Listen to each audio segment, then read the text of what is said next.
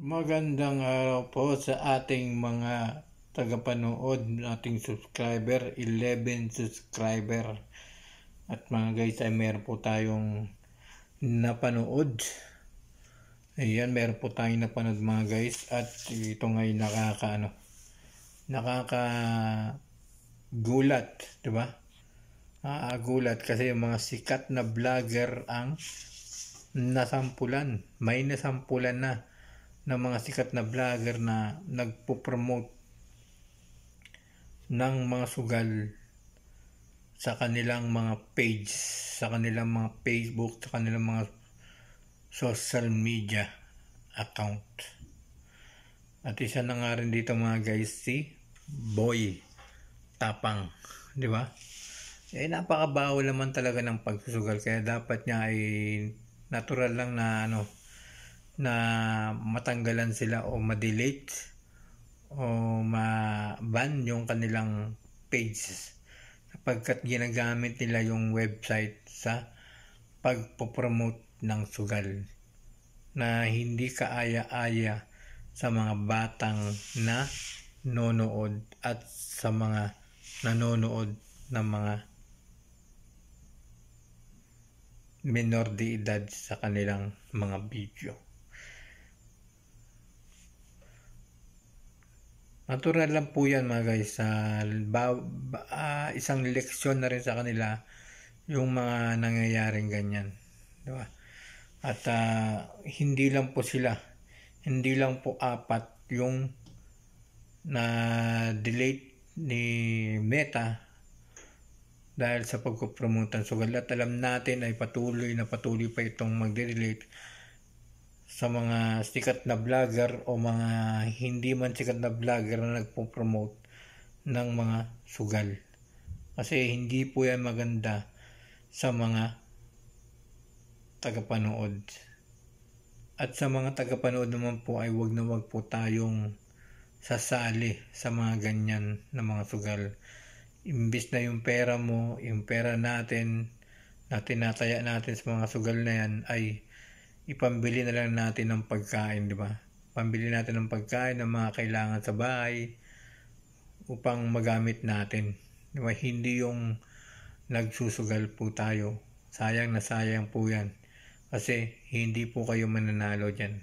Hindi po kayo kikita dyan. Ang kikita po dyan yung mga nagpo-promote ng sugal na yan. Hindi po yung mga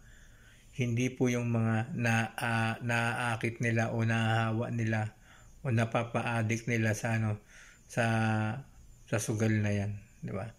Kaya okay lang yan na matanggalan sila ng ma-delete yung kanilang mga page kasi napakapangit naman talaga, di ba? Imbis na tumulong ang gawin nila, imbis na tumulong na lang sila, wag na lang nilang gawin tanga yung mga yung mga tagapanood nila kasi matatalino yan mga guys, matatalino yung mga tao na nanonood sa kanila. Yung iba nga lang na papauo dahil sa kahirapan na gustong kumita ng pera. Pero pwede namang kumita ng pera sa magandang paraan, hindi yung pagsusugal. Kaya sa mga sikat na vlogger o hindi man sikat na vlogger ay wag na po tayong magpo-promote ng sugal. Kasi balang araw matutulad po tayo sa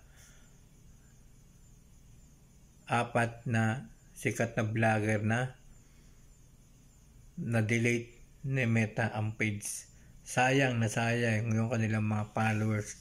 Million na followers, diba? Tapos mabubura lang nang dahil sa pagpopromote ng sugal, na dahil sa gusto nilang yumaman, diba? Magkaroon ng maraming pera, pero ang napiperwisyon nila ay yung mga kapwa nila na mahihirap. Imbis na ibibili nila ng pagkain ay inaano pa nila sa sugal, di ba? Para magkaroon lamang ng pera. Pero ang kumikita diyan mga guys, yung mga nagpo-promote ng sugal at hindi kayong mga nanonood sa mga sikat na vlogger. 'Di ba? Isipin po natin, 'di ba? Isipin po natin yung halagang 100 pesos o 200 pesos na ikakas-in ninyo o ibibigay nyo dun sa sugal na yun, pwede nang pambili ng bigas, di ba? Pwede nang pambili ng ulam. Kaya mag-isip po tayo mga guys. Wag po tayong makikiisa dyan sa mga sugal na po yan, sa mga nagpo-promote ng sugal, kasi hindi po yan maganda para po sa akin, para po sa mga tagapanood, para po sa mga batang nanonood, kasi nakakasira po yan at maaari silang malulong. Maaari kayong malulong sa mga sugal na ganyan. Kaya mag-isip-isip po tayo mga guys. Mag-isip-isip po, kasi lalo na sa mga vlogger na sikat na vlogger o hindi man sikat na vlogger, ay maging aral po yan para po sa inyong lahat. Diba? At ganoon nga si Boy Tapang ay nag-post si Boy Tapang na kay Meta nagmamakaawa na hindi niya naulitin, ibalik lang yung kanilang ibalik lang ni Meta yung kanyang page na na-delete, di ba? Kaya siyempre habang maaga pa dapat ay nagbabago na po tayo. Huwag na po tayo sa mga sugal-sugal na yan. Hindi po yan maganda sa ating mga buhay. Yan lamang po. Maraming salamat po. Ito po isang paalala lang mga guys. Maraming salamat sa inyong lahat.